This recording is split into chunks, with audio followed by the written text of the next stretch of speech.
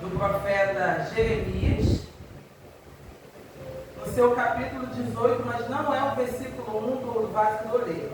Porque quando a gente fala Jeremias 18, todo mundo logo pensa que é o vaso e o oleiro.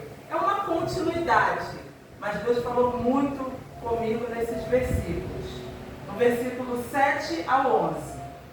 Livro do profeta Jeremias, do versículo 7 até o versículo 11. Amém? Amém.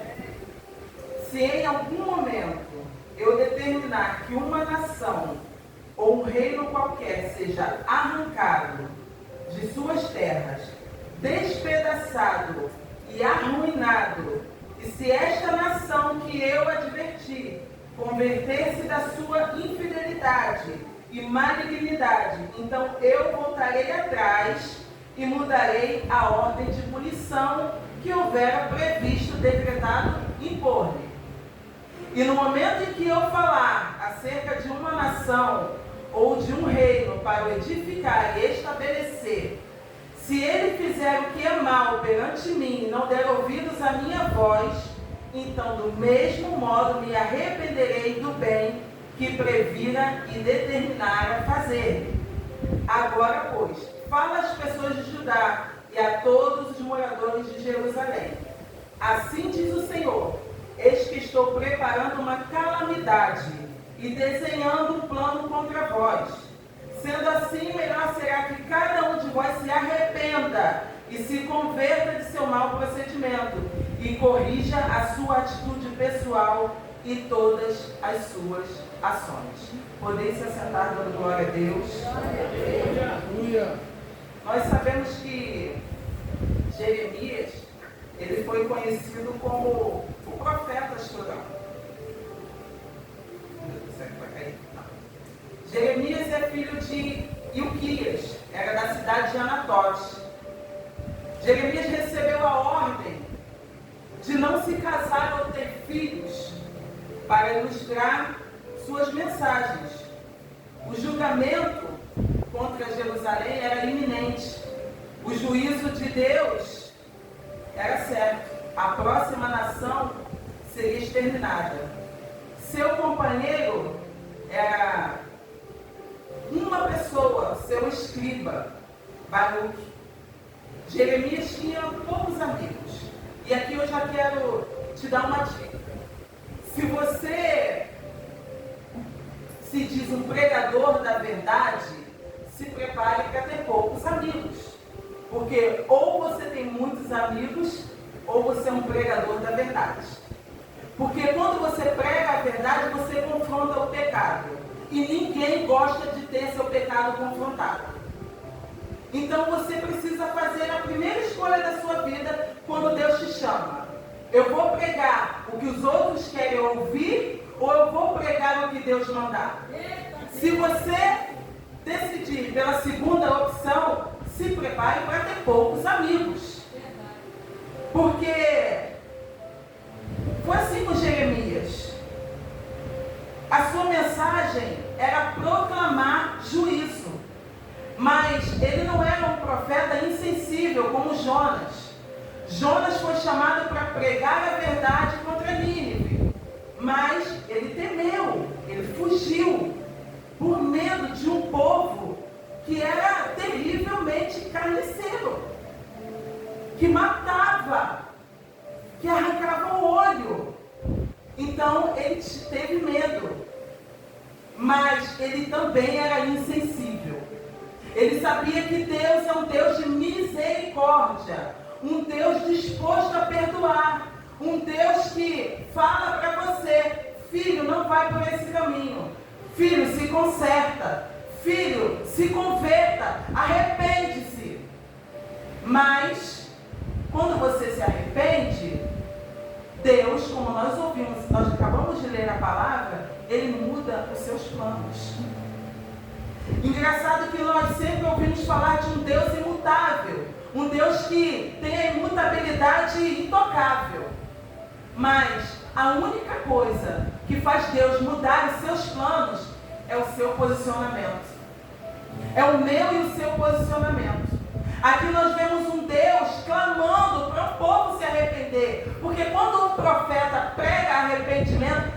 Deus falando sobre arrependimento.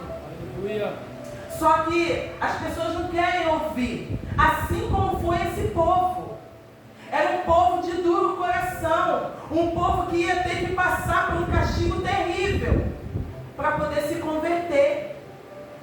Um povo que Deus olha para Jeremias e proíbe Jeremias, fala para Jeremias não orar mais por eles. Você vai ver lá no capítulo 7. No capítulo 7, no seu versículo 16, Deus falando: e tu, Jeremias, não intercedas por este povo, e não eleves em favor dele um só lamento ou oração. E não insistas junto a mim, porque não vou te dar ouvidos quanto a isso. Nós pregamos um Deus de misericórdia, mas a igreja tem esquecido de pregar um Deus que é fogo consumidor. Um Deus que se aparta daquele que não o ouve. Porque a única coisa que faz a divisão entre homem e Deus é o pecado. A palavra vai dizer que por muito se aumentar a iniquidade, o amor de muitos se esfriaria. E o que é iniquidade? Eu fui pesquisar sobre isso. Sabe o que é iniquidade? É o pecado que você já pratica sem sentir.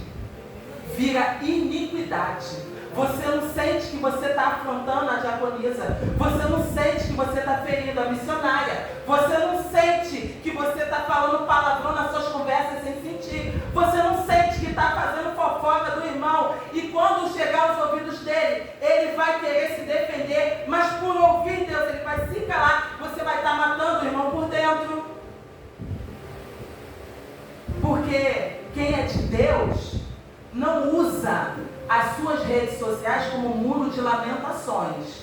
Não usa as suas redes sociais para apontar ou para responder afrontas. Jeremias, esse mesmo profeta que escreveu esse livro, ele tem um livro chamado Lamentações. Um profeta, quando ele é direcionado por Deus, até as lamentações, até a dor dele é usada em favor do outro. Um profeta, quando ele tem Deus no seu coração, ele coloca a dor dele em favor do outro. Um profeta como Jeremias, que na dor escreve um livro para me alimentar e te alimentar. Inspirado por Deus. Um profeta que até na dor ouviu Deus.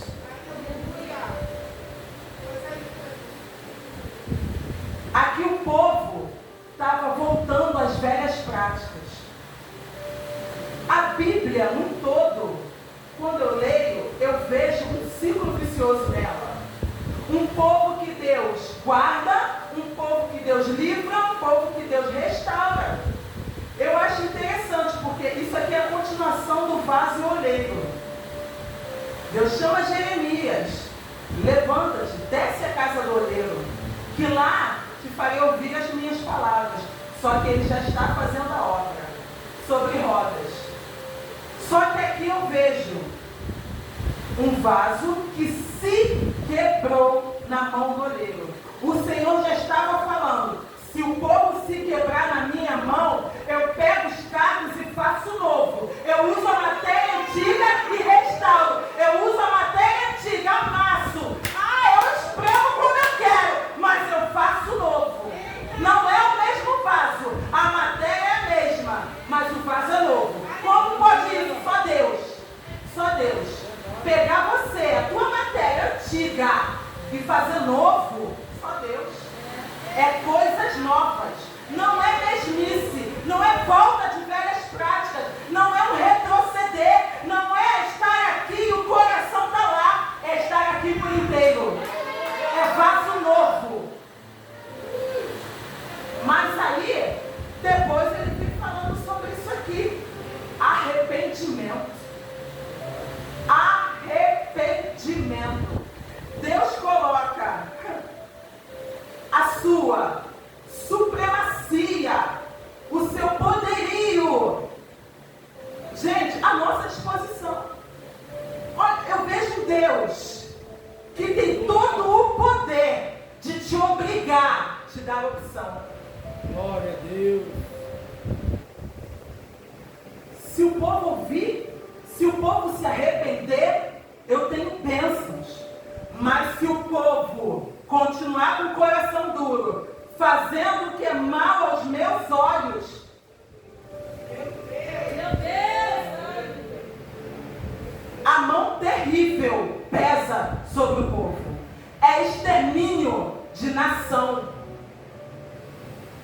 A Bíblia vai dizer: coisa horrenda é cair na mão de Deus vivo. Por quê? Se você está na mão do diabo, tu clama e Deus te tira. Mas da mão de Deus, quando Deus trata,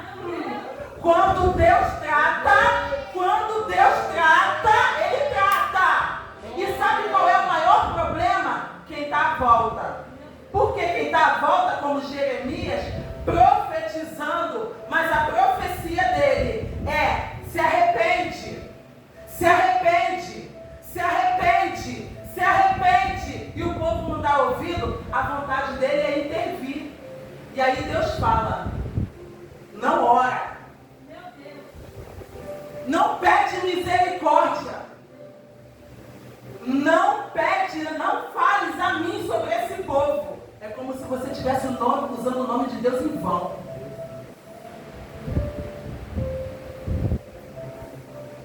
Porque é a escolha do povo. Eu ouvi uma frase de um pastor muito interessante: tem horas que não é o diabo, tem horas que não é Deus, é a pessoa. É a tua escolha. Aí você pergunta para mim: crente tem escolha? Eu continuo te falando que não. Porque se você quer viver a vida com a abundância que Deus tem para você, a tua escolha é permanecer aos pés dele. É permanecer na obediência. Porque em Deuteronômio vai dizer que quando nós somos obedientes, as bênçãos dele nos alcançam. Não precisamos correr atrás. Glória a Deus.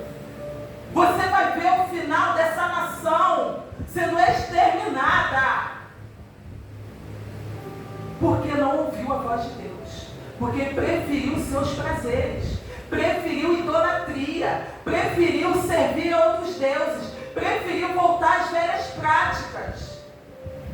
A Bíblia é clara quando diz que: e se o meu povo, que se chama pelo meu nome, orar, se humilhar, orar, buscar a minha face e se converter dos seus maus caminhos, eu os ouvirei dos altos céus e sararei a sua terra. E aí, quando ele diz sarar, é uma cura por completa da carne e da alma. Aleluia. O problema é que nós damos vários nomes para o pecado. Não, olha, eu fofoquei, mas fulano ali matou. A gente quer comparar pecado. Eu menti, mas olha, aquele homem ali é estuprador. Qual é a diferença do pecado teu para o dele? Qual é a diferença? Nós damos muitos nomes, muitos pesos para o pecado. Só que continua sendo um nome só: pecado. Deus não fala sobre pecadinho nem pecadão. Pecado melhor ou pecado pior? É pecado. Mas o remédio continua sendo o mesmo: arrependimento. O remédio continua sendo o mesmo: conversão. O remédio continua sendo o mesmo: separação, santificação.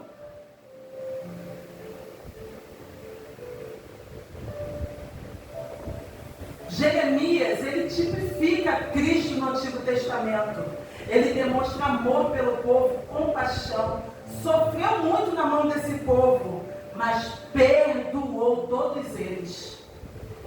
Jeremias orava e chorava por esse povo. E isso me confronta, Marlon. Sabe por quê? Porque muitas das vezes nós não queremos chorar pelo próximo. Nós só queremos chorar as nossas dores. Nós só queremos olhar para a nossa situação.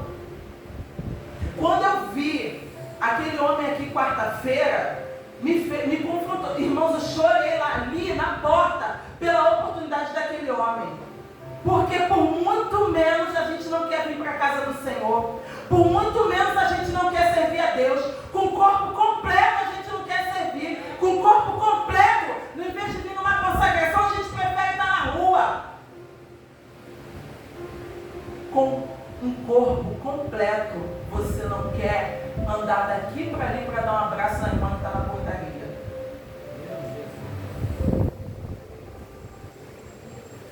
Deus nos chamou ao arrependimento e continua chamando até hoje. Glória a Deus. O que ele fala para aquela mulher que é pega em adultério? O que ele fala? Vai, não peques mais. Vai e não peques mais. Deus é um Deus que está sempre disposto a te perdoar. Deus é um Deus que deu o Filho dele para morrer, para que você recebesse perdão.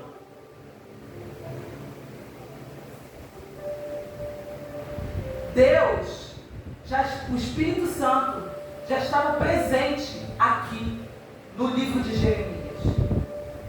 Nós sabemos que um dos símbolos do Espírito Santo é o fogo.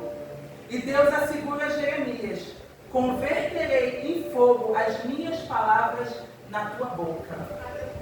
Quando Deus te chama para pregar contra uma nação, Ele te garante. Só que nós temos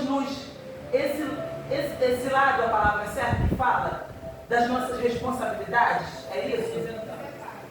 Nós temos nos isentado da nossa responsabilidade, porque nós só estamos pregando vitória, nós só estamos pregando um Deus que perdoa, e com isso nós estamos criando um povo doente, um povo mimimi, um povo que não quer se converter.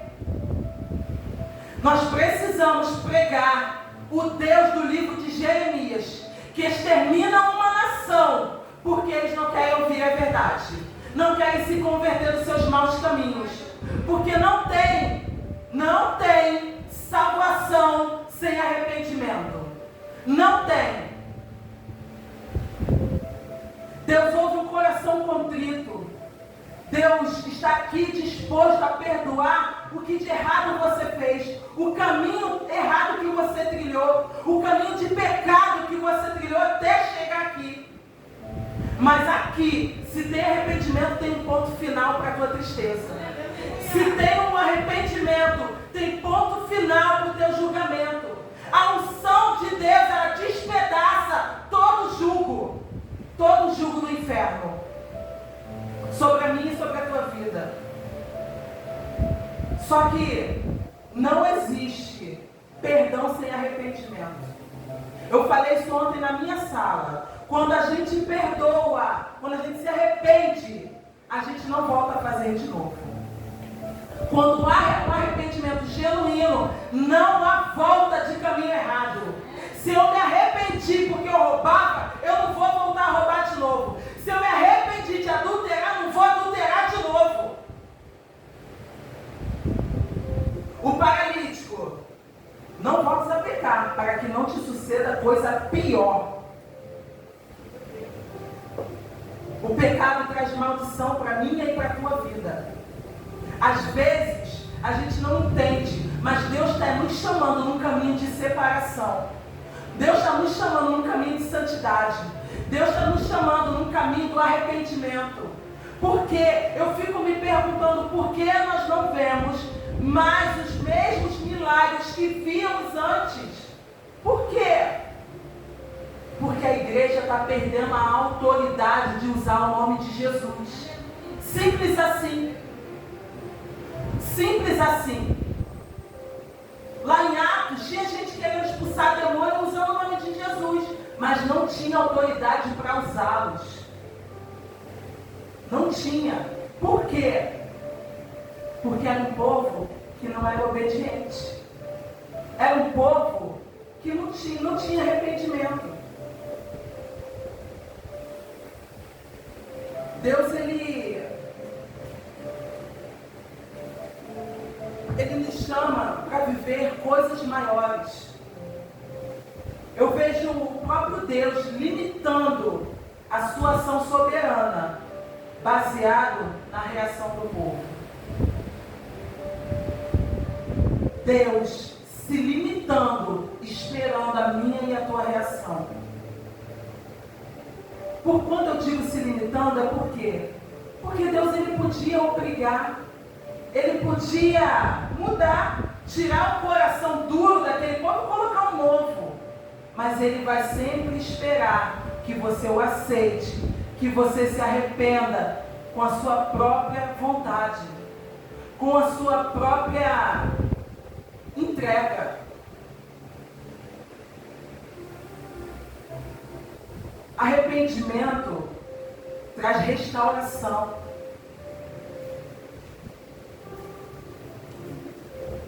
Todas as nações pertencem a Deus e todos nós vamos responder perante a Ele por nossas condutas.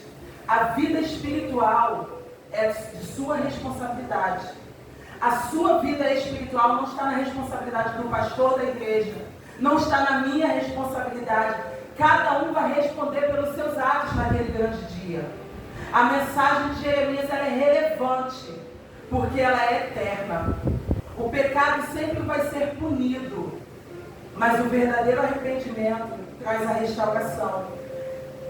A mesma coisa, a mesma coisa que pode te levar para o inferno, a sua atitude, mas a sua mesma atitude te conduz a um caminho eterno. Você tem o poder de escolher hoje a vida que você quer amanhã. Eternidade ou inferno. Não é Deus que escolhe para nós, somos nós mesmos. Somos nós mesmos. Ele deu o único filho dele para morrer por mim e por você. Foi para que nós fôssemos para o inferno? Não. A Bíblia diz assim: aquilo que é de Deus, aquele que é de Deus, o maligno não toca. Aí, quando nós vemos uma pessoa que conhecia, que servia a Deus, que experimentou do amor, da bondade dele, passando por uma doença, sendo quebrado, sendo moído, a gente fala assim: nossa, Satanás se levantou com força. O mal também pertence a Deus. O mal que sobreveio sobre essa nação veio da parte de Deus.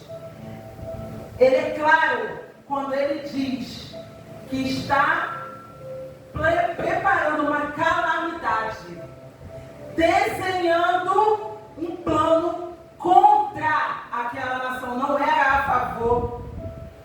Deus estava preparando um castigo terrível para aquela nação. Deus também castiga.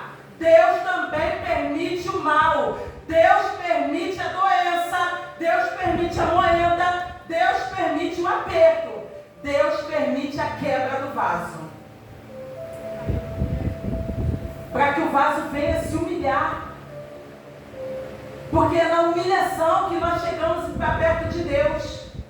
É na humilhação que a gente clama. Já reparou quando está tudo bem, ninguém quer orar? Ninguém quer ler Bíblia, ninguém quer jejuar, ninguém quer subir monte. Mas aperta um pouquinho a situação. A gente chega para perto de Deus. É só a situação apertar um pouquinho que a gente chega perto de Deus. E a gente clama. Jeremias, quando ele vai preso, na prisão, Jeremias foi preso. Nesse mesmo livro, Jeremias é preso por fazer a vontade do Senhor. E Deus fala para ele: clama a mim, eu responder-te-ei, anunciar-te-ei coisas grandes e firmes que tu não sabes. Na prisão, clamam. Jonas, quando não quis fazer a vontade de Deus, foi para a barriga de um grande peixe, e lá ele clamou. Não se preocupe com o que está acontecendo com aqueles que você tem orado por eles, com aqueles que você tem entregue na mão de Deus. Quando você vê uma pessoa que serviu a Deus, mas está num caminho errado, só fala assim: Senhor, está na tuas mãos, porque Deus sabe como trata o vaso rebelde. Deus sabe como trata aquele que vai para fora, passa pela humilhação. O filho pródigo saiu, o pai não levou a herança, mas ele passa pela humilhação para voltar. Deus permite. Mas entenda, Deus estará sempre esperando o teu arrependimento. Deus não está esperando a tua rebeldia, Deus está esperando o teu arrependimento. Até quando Ele te leva para um caminho de tempestade, é para o bem. A Bíblia vai dizer que todas as coisas cooperam para o bem daqueles que amam a Deus. Não é só as boas. Às vezes você está vendo o cinto apertar, a tempestade te rondando, o teu barco balançando, e às vezes você acha que é Satanás. Não. É Deus fazendo com que se achegue para perto. É Deus te dando a oportunidade de clamar. É Deus te dando a oportunidade de perdoar. É Deus te dando a oportunidade de se arrepender. E aqui eu estou pregando só para crente. Mas, se foi essa palavra, é porque alguém precisa ouvir. Porque arrependimento não é só para ímpio. Esse povo aqui conhecia Deus. Esse povo aqui estava sendo testemunha de tudo que Deus estava fazendo em favor deles. Esse povo não é dado por inocente, até porque Deus, Ele só levanta sua ira contra aqueles que conhecem a palavra dele. Porque quando você é inocente, Deus, Ele cria situações para que você se achegue a Ele. Quando você conhece a palavra, quando você está vendo um profeta pregar, como é o caso desse povo, você não é mais tido por inocente. Você já está ouvindo a palavra de Deus. Ainda que não o tenha aceitado, não é mais dado por inocente. Quando você tem a oportunidade de ouvir um profeta pregando, um profeta entregando profecia, entregando o recado de Deus, você não é mais tido por inocente. E aí, o juízo é mais pesado. E aí, a mão de Deus pesa, mas pesa para a salvação. Não é para a morte. Essa tempestade não é para a morte. Não é para a morte. Esse mal não é para a morte. A Covid não é para a morte. É para a glória de Deus. É para que o povo venha se arrepender. É para que o povo venha orar, venha se humilhar, venha buscar a Deus. Eu não me assusto mais com isso. Porque Deus estava falando antes da pandemia. Deus estava usando seus profetas na terra. Mas o povo, como nesse tempo aqui, não estava dando ouvidos. Então que hoje nós possamos dar ouvidos à palavra do Senhor. E saber em que área nós precisamos nos converter. Em que área nós precisamos nos humilhar. Em que área nós precisamos deixar velhas práticas, deixar o passado e olhar para Deus. Olhar para o alvo, olhar para o que Ele tem para você. É de guerra em guerra. É de vitória em vitória. Deixemos as velhas práticas e nos arrependamos, porque Deus está sempre esperando que eu e você nos arrependemos e nos volte para Ele, nos convertemos a Ele. Nós precisamos ser somente dependentes somente de Deus, porque Ele sabe como trata, Ele sabe como te pune, mas Ele sabe também te receber com todo amor. Ele sabe te abraçar. Ele é o único remédio para minha e para as suas dores.